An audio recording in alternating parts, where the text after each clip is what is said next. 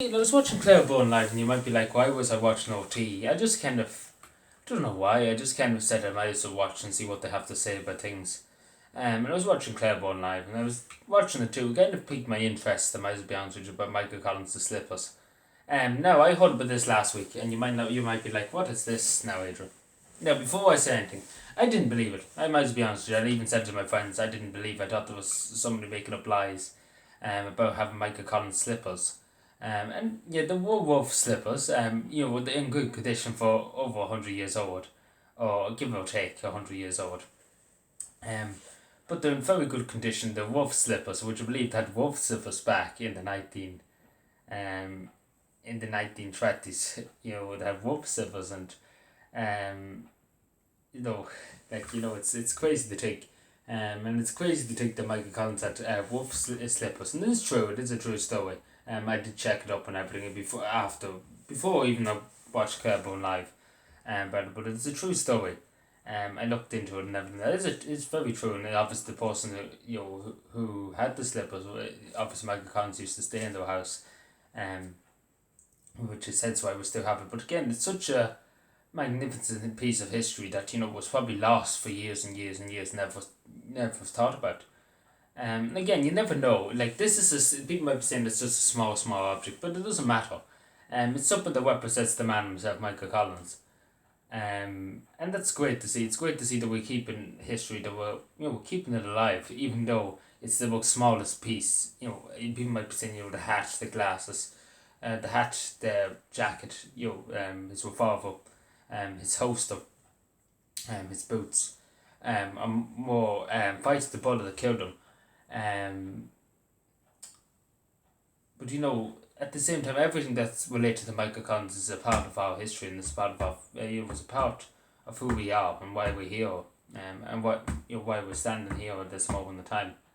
And I think we have to remember that too. But again, I just want to kind of talk about that because it was an interesting thing. And I'd like to be honest. Because again, I didn't believe it. I'm totally honest with people. Again, I take everything with the mainstream media with a grain of salt. So I was very skeptical the first time we were talking about the mainstream media. And we then looked into it, and it was true. So kudos to RT for finally doing some small bit of good journalism, and the same with the rest of the media. They did a small bit of good journalism. I give them a pat on the back for it. They told me something that I never knew. So in fairness to them, take my hat off to them in fairness. But again, for over 100 years old, it's still in good condition. They're going to be on display when everything's over, probably in the National History Museum of Ireland. So hopefully someday after these lockdowns, hopefully please God end. I might ponder up and I might have a look myself. At the slippers, I would like to go up and have a look. Because again, it's really, really old slippers, and again, wolf slippers. Like I couldn't get over it, and I didn't think it was weird at the beginning, but it is weird.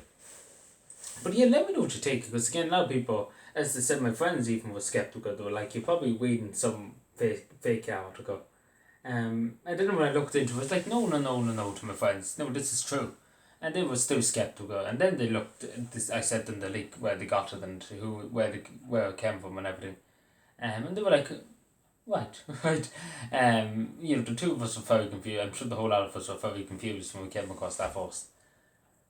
But yeah, the more you know, I suppose, and it's good that it's still a part of history. Because you imagine, like, for example, just this is totally off topic, but the O'Reilly's house where they knocked in Ball's Bridge, and they knocked the house, the developers, and nothing's been done about it.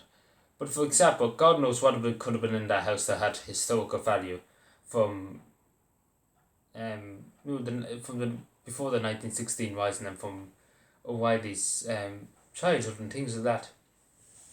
And they just bulldozed it. They just threw everything into a skip, and they never thought about any part of historical items in that house. Like God knows what it could have been in it. Who could have been great historical artifacts belonging to the Irish state. And they just didn't care. They just bulldozed it. They didn't even look inside. They just bulldozed it. And again, this goes to show you what they think of the history of Ireland. Just build it up from the ground. That's more or less the narrative nowadays from the mainstream media. Making new history. That's the history now we live in. But again, it's good that somebody was found and will be hopefully preserved for eternity. But yeah, it just goes to show you, there's more. There's more to. I suppose the thing it tells me at the end of the day. There's more to a person than meets the eye. Michael Collins going around in wolf slippers. He was some man. I tell you that. He was some man. God rest his soul.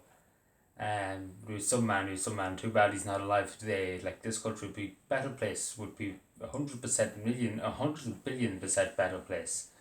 Than what it is today. I'm sure he'd be turning in his grave. Would see him Leo Franco and me Hole Mountain and the rest of them. I'm sure he'd be spinning in his grave.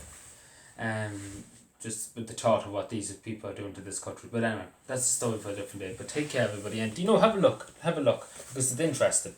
Take care and bye.